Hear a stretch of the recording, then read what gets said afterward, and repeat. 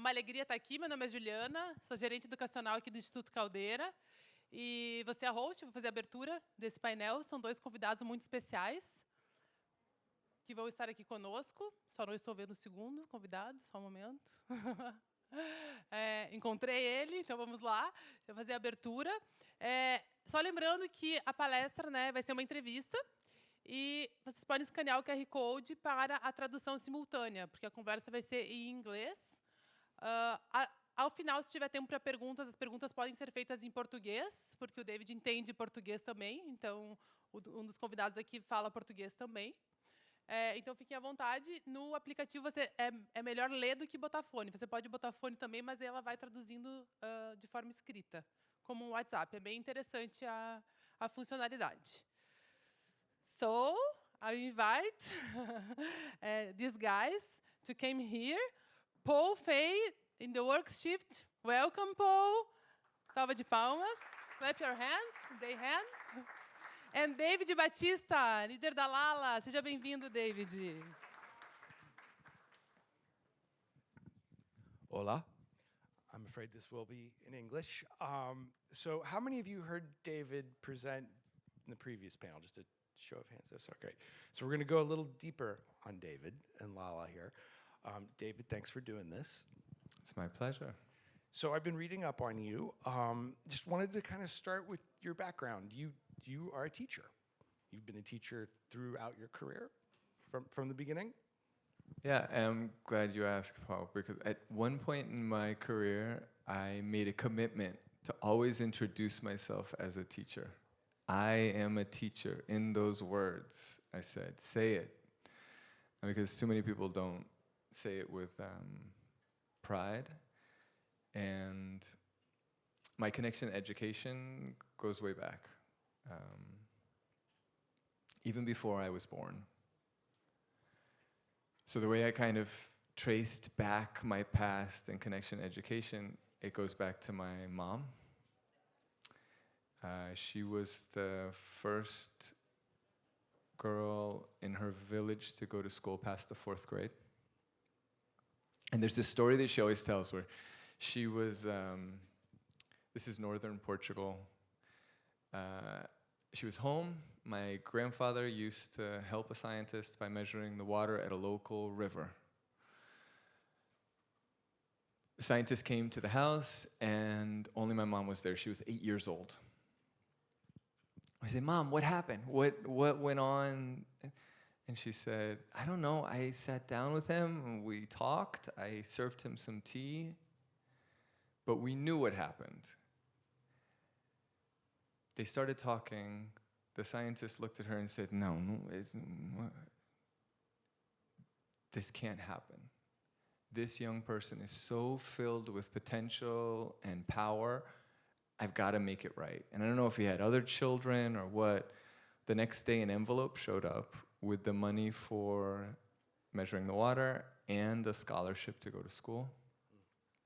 That changed my family's life. It changed mine, and then in one generation, I was able to, my family left Portugal to escape the fear of the Angolan War. They didn't know what the size of the war was. They just wanted to get out. And I was born in the United States and was able to access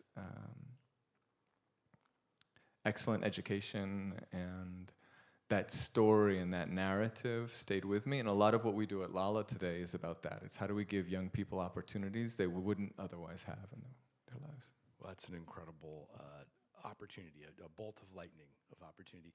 You know, I at times thought I would like to be a teacher. My mom was a junior high teacher. And as a journalist, early in my career, my mother had me join her in the classroom, and I realized teaching is very hard, and I'm not suited to it. Did you know that you had that in you? Did you, as a young, as a boy growing up, did you think that you could be and wanted to be a teacher? So I studied physics and philosophy in school. Started to study for the Series 7. I was working on Wall Street. I had applied to a program, Fellows of New York, do you all know Teach for All in Sina? This is an early program. It was a long time ago, in the early 2000s. And so I got into the program and had to leave my trading work. And I worked in the Lower East Side of New York at what we were calling at the time a SUR school, an underprivileged school. And it was hard. Young people, to give like an example, 99% were given free lunches. It was one of the most challenging neighborhoods in the region. And it's hard to be a teacher, but it's so rewarding. At this particular school, they had lots of teachers would circle in. So a teacher would come in, and then they would leave. And they didn't think very highly of the students because they would make life difficult for the teacher. But for some reason, I don't think I gave up on them, they didn't give up on me, and there was a connection there. And the way I looked at it is that they wanted to trust, they wanted to connect, they just needed to be, and there were a few things that were essential that they weren't getting from the world. They needed to be seen, they need to be trusted, and then we worked together to bring alive a kind of hope and care and love in the classroom, and then I started doing it, Paul, and I couldn't stop. And then in my career, I started teaching all these different topics until I felt like I was hitting my head on the ceiling of the school system and started Lala. But generally a good choice to leave Wall Street in your life story. Yes. I was in a relationship at the time, and somebody in the relationship to me, they're like, and they rolled their eyes. Do you know what I mean, rolled their eyes? They rolled their eyes. It was even more insulting than rolling your eyes because I was driving in the car and they didn't think I could see them rolling their eyes. Do you know how insulting, when somebody rolls their eyes, it's bad enough. But when they do it and they know you can't see, I saw them through the mirror. And I remember like stopping, like, well, but you know I'm not like them. I'll never be like them.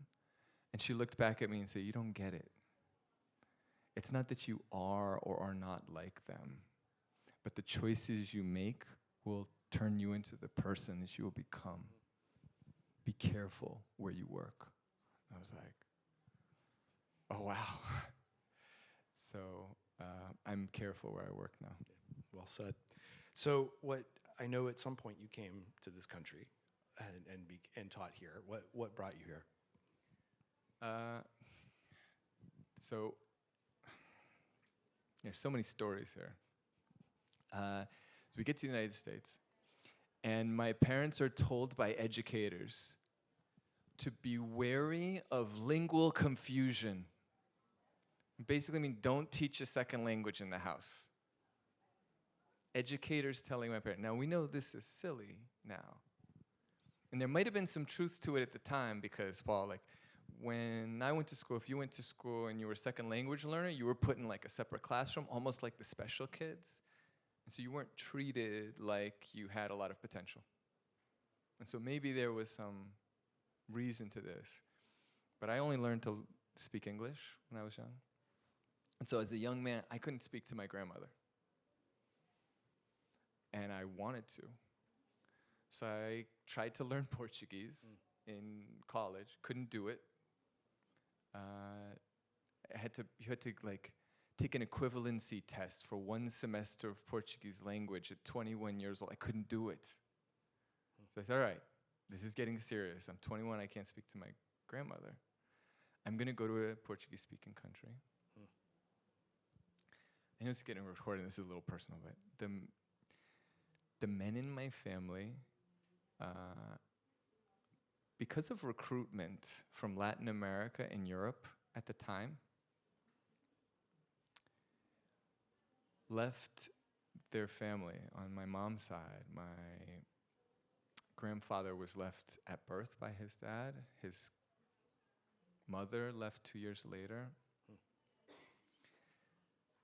Just heartbroken, looking for him. The story is that she never found him, but she was one of the first empregadas diaristas at Copacabana Palace in Rio. And so I have a lot of connection to Brazil. This didn't just happen once, this happened twice in our family history. So I came up with a plan. I was going to go to Brazil. I was going to learn Portuguese. A year or two, I'll be right back. My grandmother, minha avó, olhou para minha mãe e falou, ele nunca volta. Because the men never came back.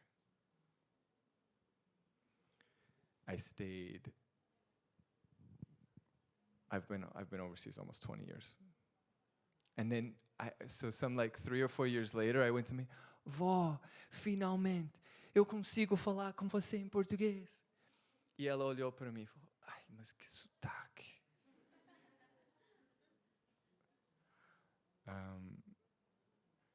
Yeah. So let's step forward to you're the co-founder, I believe, of the Latin Yeah. American Leadership. With Diego Ontaneda. Yeah. So when did the concept emerge? How did you first feel that you could start something? It's never easy to start something. Yeah, look, we owe our concept and our vision for leadership development to African Leadership Academy. How many people have heard of African Leadership Academy? Yeah, it's this wonderful school in Southern Africa that's become a whole system of innovation. And their answer to the problem of development was simple. Let's start with the youth, and let's start with leadership development in the youth. So Diego was a chief of staff at ALA. He did this right before he gets into Stanford Business School, and then at Stanford Business School, he starts looking for his co-founder, and we connected and started Lala in 2017. I feel like it's important to hear your definition of leadership. You know, I think in the United States, it might not mean the same thing sometimes. You know, I think there are ways of looking at it as almost becoming an elite in certain. I don't think that's probably what you're describing. No, and there are lots of definitions, and when it comes to leadership, when we study leadership, we're only starting to learn and understand what it is. At Lala, we like to define leadership as someone who is committed to caring for the health and wellness of the social system that they're a part of. And that insight into caring for the health and wellness of the people around you, we think is essential for the kind of leadership that we're cultivating in people. And there are lots of beautiful examples. There's stewardship as a kind of leadership, and accompaniment, and moral leadership, and all these different titles, words you put in front of the word leadership to describe leadership. We want to embrace all of it, because we think that leadership is it's a way of showing up in the world, where we're taking responsibility for the health and wellness of the people around us. Very well said, and we'll get back to that. But I could you just give us the short description of the model and how it works? Yeah, short description is that we look for young people who have a history of past practice, who want to help the world, starting at 14 years old. They come into our community through a boot camp where we share our values and our connection to the world in our Lala boot camp, and then we offer them a set of modular follow-on programs that allow them to develop their opt-in programs. And they're part of the community, and we make a commitment to leadership development over the course of their life. That was very succinct. Well done. Can you give me a sense of what happens in the boot camp? Yeah, so in the boot camp, I'm going to be a little less succinct. So think about it. Anybody know a 16, 17, 18, 19, 20-year-old? Right? Think about inviting them to a program or an opportunity. So the conversation goes something like this, like, hey, do you like leadership? Yeah. Do you want to go to a leadership program? Maybe. Well, there's a virtual program, so you have to be on like a computer, and you'll have to be there like 8 to 10 hours a day for like 6 days in a row. Oh, and you'll have to pay for it. Do you want to go? No, thank you. Unless for some reason they've talked to another La leader. And then the La leader, somebody who's been through the program, this is usually how that conversation goes. And maybe it's like they're at a first meeting with us, and they're like, well, why do you want to come to Lala's boot camp? And they'll say, because I talked to somebody who went, and they told me they couldn't explain what happened, but that if there was any chance at all that I could go, that I should do whatever I can to go. So that's why I'm here. I've got to see this thing. I've got to see what's going on. And so what actually happens in the camp, we sit together. We ask people questions about where they came from, about where they're going. We tried to create a real imaginal sense of everyone's story. We teach them very technical techniques, like how to bring yourself to your questions, so that when you're in space with people, you're able to make a deep connection. Connections that turn into strong ties, like relationships. Many of them describe deep friendships that happen to Lala boot camps, like Lala for Life. Or weak ties. How do you send that email, make that connection, open a door or an opportunity that you just feel like you normally wouldn't have access to? How do you do it systematically? These are the things we talk about. And we think it makes all the difference in the world because they start to seed these dreams at the boot camp, and it puts them in a position to enter these follow-on programs. Or, in many cases, it's not about Lala. It's about opening the different doors. I see many of you here. I know we were supposed to have like a bate-papo and talk, and I want to talk. But I don't know if Rebecca's still here.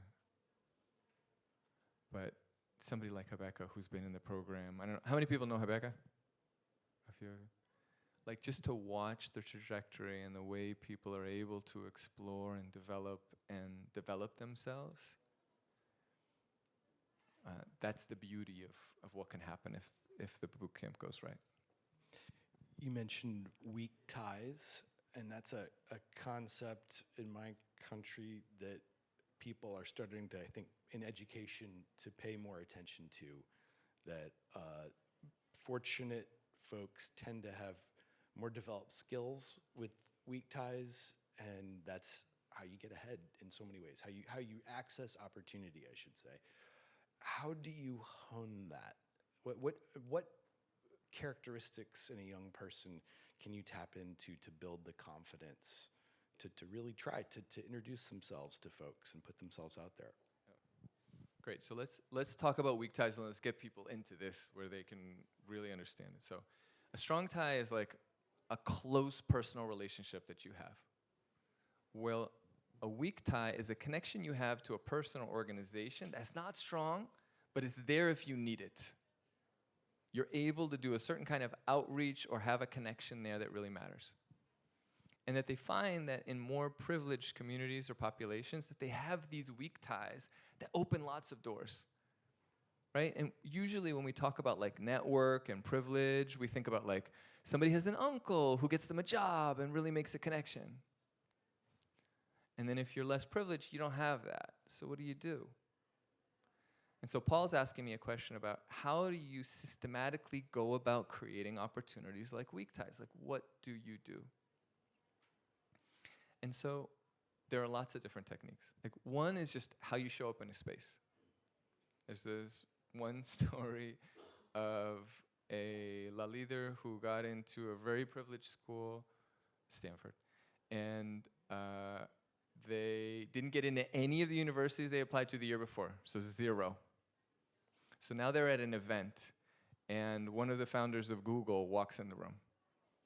And all of their friends all of a sudden start to get really nervous. You can like see them shaking. You know, like imagine them like to the back of the room. And this La leader goes, I don't know. I've heard this story, so I'm pretending like I know what happened. I wasn't there. But I can imagine them like putting their water down. And he walks right up.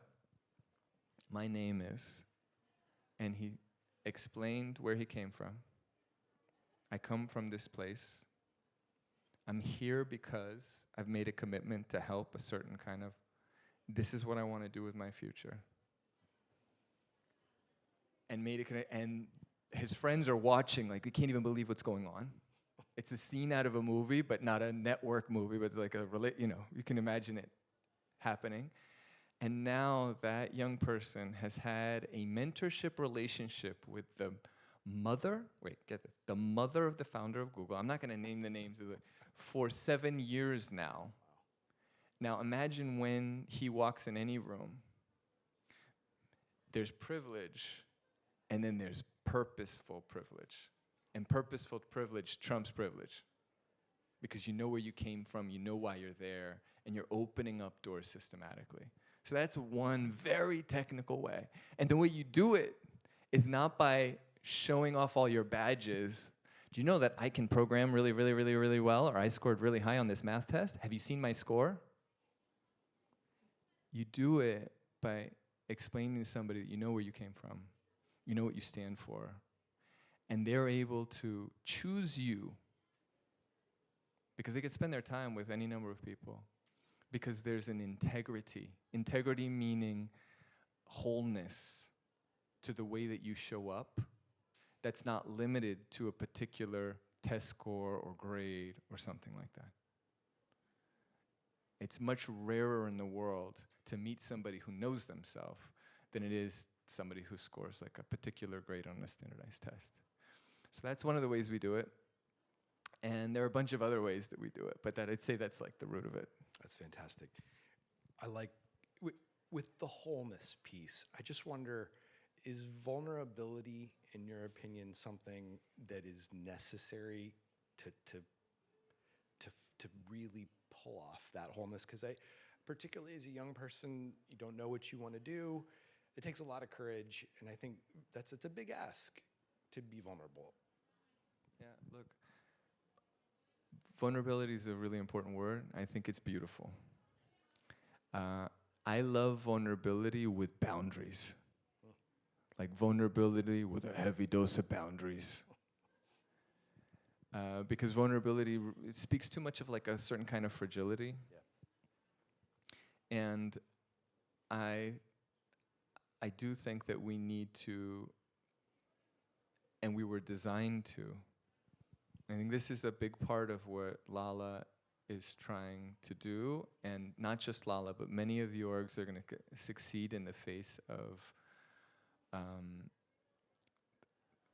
on the problems that we're facing, the meta crises that we're facing, the many crises, the poly crises that we're facing. And that is that we have to find intimacy. We have to be able to connect. If I wish anything for all of you as you leave here today, is to find intimacy. Systematically healthy intimacy that really matters. And you want to choose that intimacy that you're able to find. Are you able to turn to someone today and ask them a question that kind of unlocks them? Something that they're not expecting, that surprises them? Are you able to see somebody in a special way? If that's what we mean by being vulnerable, letting yourself open to those kinds of connections, then yeah, I'm all for it. And you want boundaries there too. What we don't want to do is create too much value around opening everything up all the time. because it doesn't lead to a healthy and balanced space. We need to know our limits, and we're in a better position to do that if we practice around this, if we learn how to tell our story, the parts of the story that we can tell. Like right now, I'm practicing. I'm practicing telling parts of my past in front of a camera. And I can do that because I'm comfortable with these parts and I'm thinking about the different stakeholders that are involved. But it takes a certain kind of practice to get there. Absolutely. Yeah, I love vulnerability with boundaries. Just very briefly, I've heard from folks in the United States who are trying to work on what we call social capital, helping young people be more confident in developing weak ties. That sometimes that there's a challenge where often folks will go from I can't do this to too much vulnerability, too much asking for help that doesn't show enough confidence. That striking that balance is very difficult, and it's apparently a common issue that I had not thought of. Is that something you've encountered? Yeah, for sure. So, I mean, the way this shows up, so on college applications, for example, we've had conversations with college counselors who describe that there's a certain kind of showing up when you write an essay to get into something, where some people are just saying, and this negative thing happened to me, and then this terrible thing happened to me, and this terrible thing happened to me. And under some circumstances, that does create a sense of value, and they might get a door open, like this kind of like pobre coitado value. And I've had leaders, young people saying, look, I'm not gonna do that. All those negative things did happen to me, but that's not who I am. I am something else, and that's who I'm gonna present, and that needs to be good enough. So we have to strike the right balance. We have to figure out what's essential in telling our story and how to open up the right level of vulnerability. We gotta remember why we're doing it too. And if we tell a part of our past, are we trying to inspire, teach, connect, learn about somebody else? Or are we doing something else? And if we're doing something else that is a kind of like signaling of a certain kind of weakness that we hope somebody responds to, it's not directed in the same place in terms of building a healthy connection or relationship. So yes, I definitely see that showing up. It shows up in lots of different places. And what we do at our boot camps and our different work is try to help people figure out how to tell their story so that they can find those boundaries. I think that the most important piece to all of this is that you don't know how to find boundaries unless you practice. And as you practice, you can see how it feels to share these different parts of yourself. A lot of the best learning happens just when you do it to yourself. And we're not even having enough conversations with ourselves about who we are and where we want to go. And if we can do anything to help ourselves, let's have more of those. And then when you find something like, you know what, I think I'm ready to share that, we take the step of bringing others in and sharing with them too. Well, thank you for indulging that. Can you give us a sense of where geographically and in their lives your law leaders come to you now, and where you hope to be in that question in the next few years? Yeah, thank you. So we've had law leaders from many different countries, over 20 in Latin America. Most of them come from Brazil, 75 to 80%. A huge demand in Brazil. That's why we just started our first hub here. Fernanda Caloi is the CEO of Lala Brazil. She's fantastic. If you haven't met her, meet her. She's amazing. We're looking to open our next hub in Peru. I just had an interview with a hopeful CEO candidate this morning. We're feeling really good about it, so really excited about being able to launch a hub in Peru soon. And those Hispanohablantes, we need to care for them. They need a hub of their own, and we'll be growing out in that direction. And we've recently made this change. Instead of a pan-Latin American model where we're serving the whole region, we're moving to a hub model because of the logic of place-based organizing, and we think that's the best way to serve youth in different places. Could you push into that a little bit more? I think I know what you mean, but why that move, and how recently have you come to that decision? Yeah, look, a lot of this is organic. Like we only had in-person programming pre-pandemic. And then the pandemic came and we had to try virtual programming. And the virtual programming, to our surprise, it worked. As we started to do the virtual programming, and because of the pandemic, we were trying all of these different structures, work structures like remote work.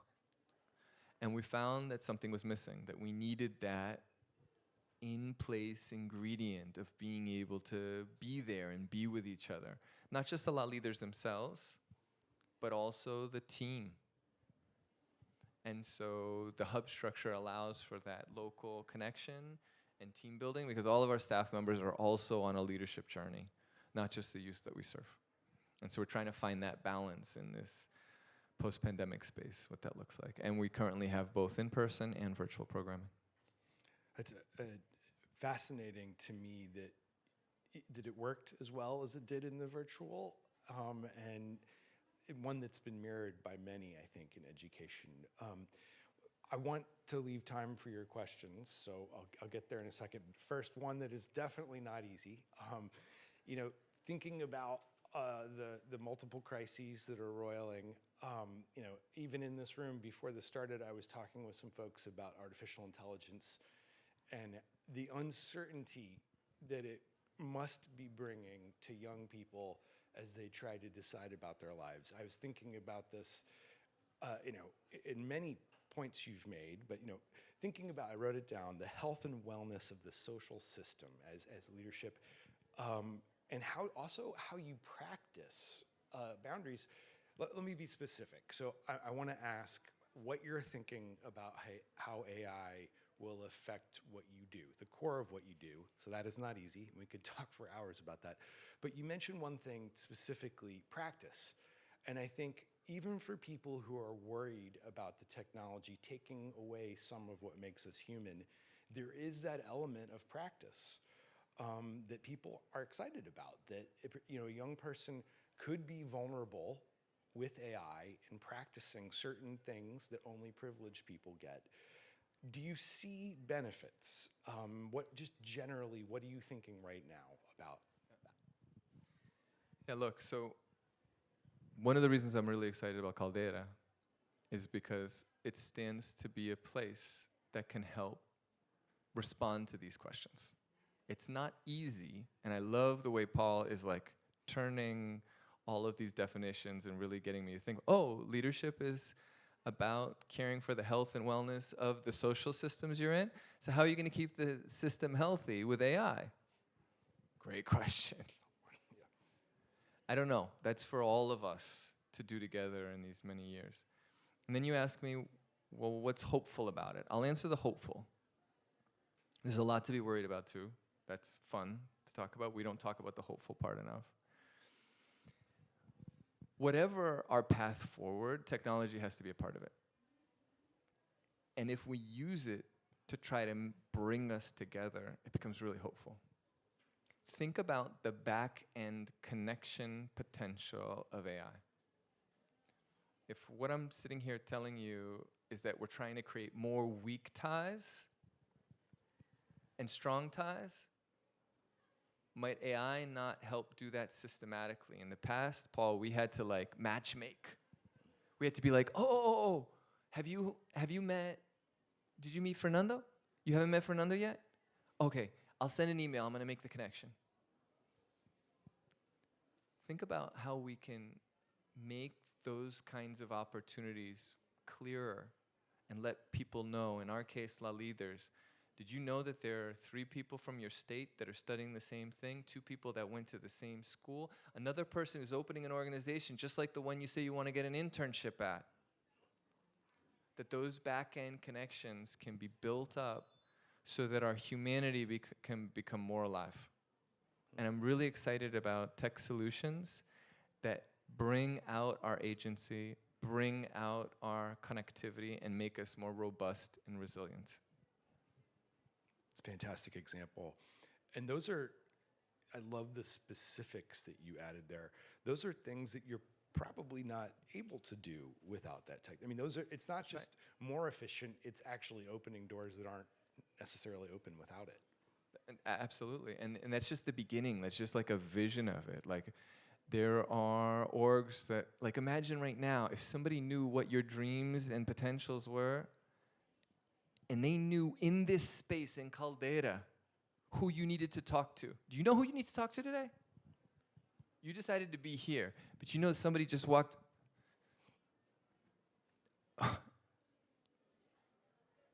Somebody just walked by that you need to talk to, but you have no idea.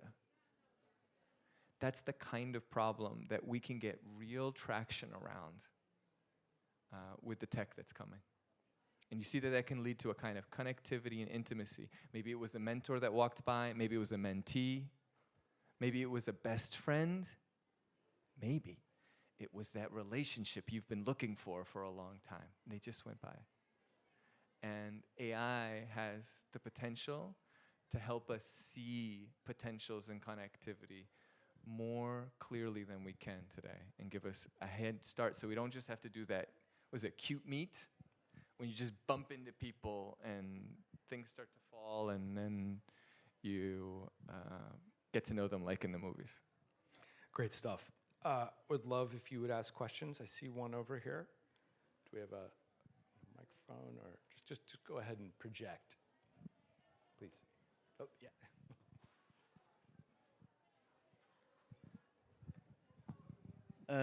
Well, my name is Rick. I'm from Geração Caldera as well. I made last year programming in Java.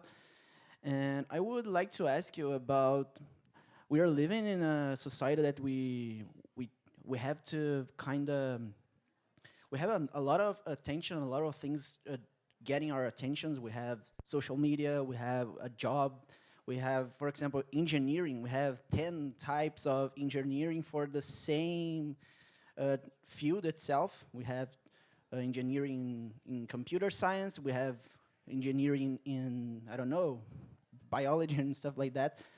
But I wanted to ask you about how can we,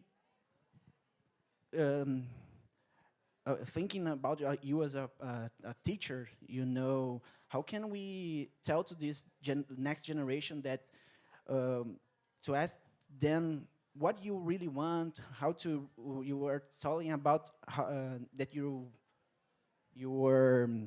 know a lot about yourself, but some people, they really don't know what they want, they don't know what they are, and this is, I think, is the best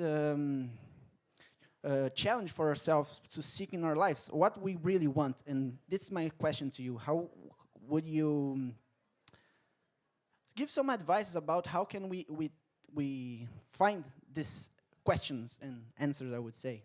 And thank you for your time. Thank you, Rick. Rick? This is such an important question. We're in this battle for attention and attending to the world. And so the question is, like, how do we better attend so that we can do all of this transformation that we're talking about? There's some people, and there's so many things that went through my head, Rick, as you're saying this, and I want to say this in a way that really helps us find something, and I'll say it this way. I wish we could attend to beauty. I wish we could start attending to what makes things beautiful, because, you know, like the mind of a mathematician or a physicist, we've looked in their minds. We know what lights up in their brains. You know what lights up in their brains? You know, I'm going to tell you, right? The same parts of their brains light up when, like, if Paul and I were just doing gossip, fofocando, It's the same parts of their brain. The social parts of their brain just shh, because the parts and pieces of mathematics and physics became characters to them, like the people in your lives. And they're really curious to what happens to that Fibonacci sequence. That prime number for them is like a character on a soap opera, on a novella. They're able to find the details that turn into beauty. When you see Felipe Amaral on Pier or somebody, it's because they're attuning to a certain kind of beauty that many of us just can't see.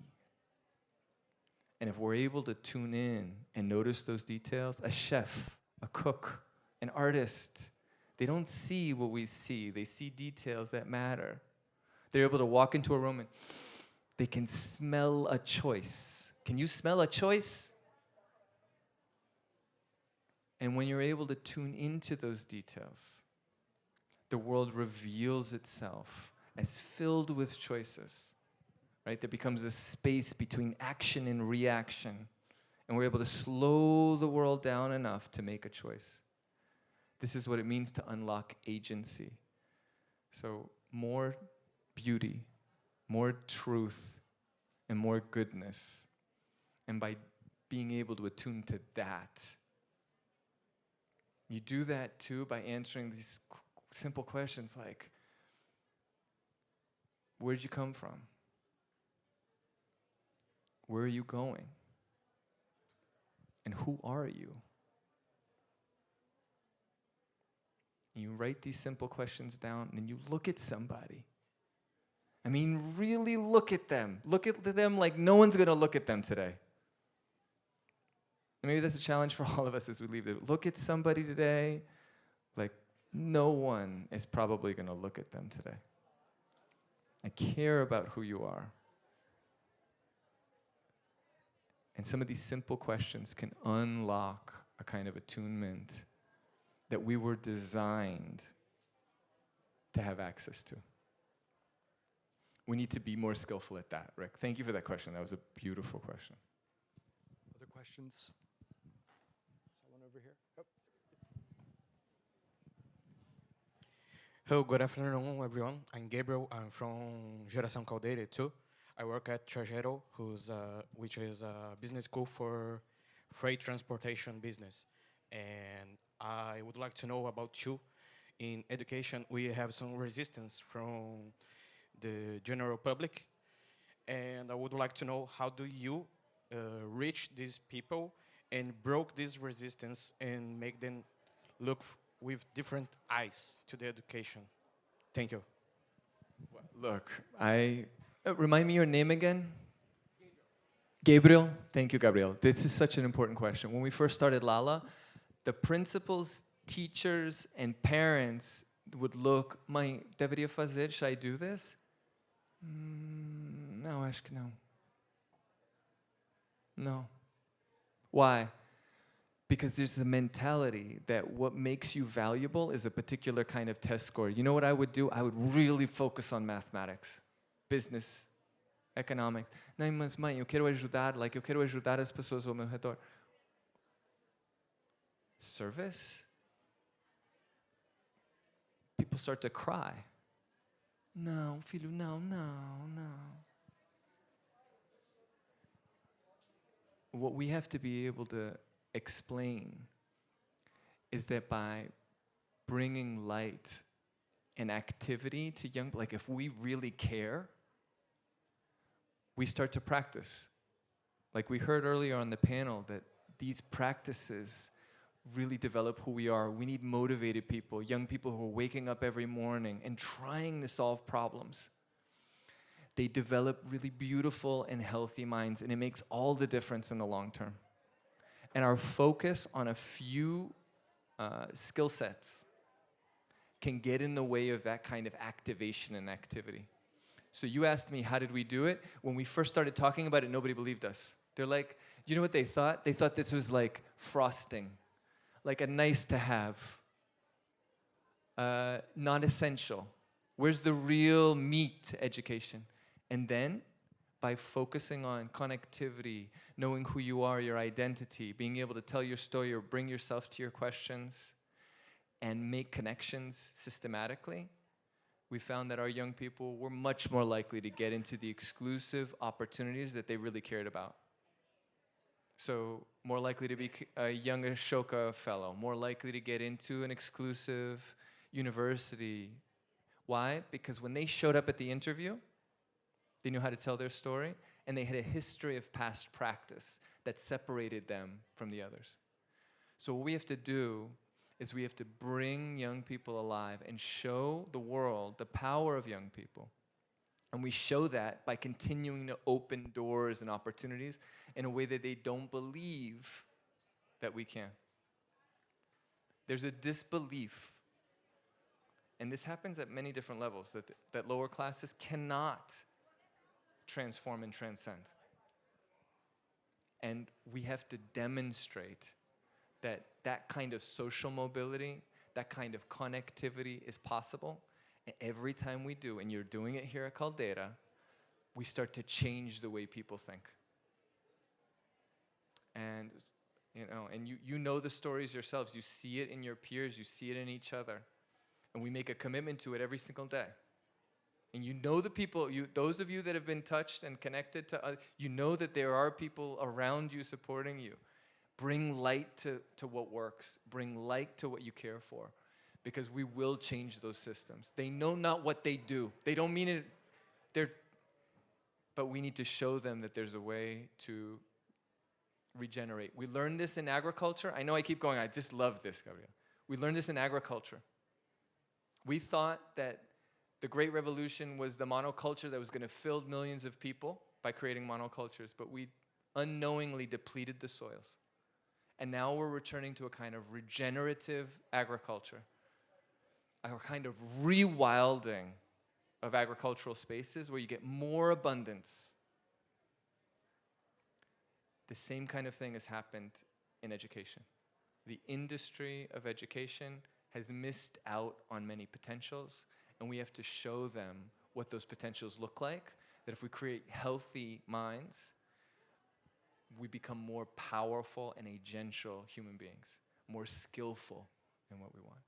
So that's our challenge, and that's what we try to show every single day. It's a fantastic note to end on. I want to thank all of you for joining us in this conversation, and please thank David for sharing with us. Obrigado.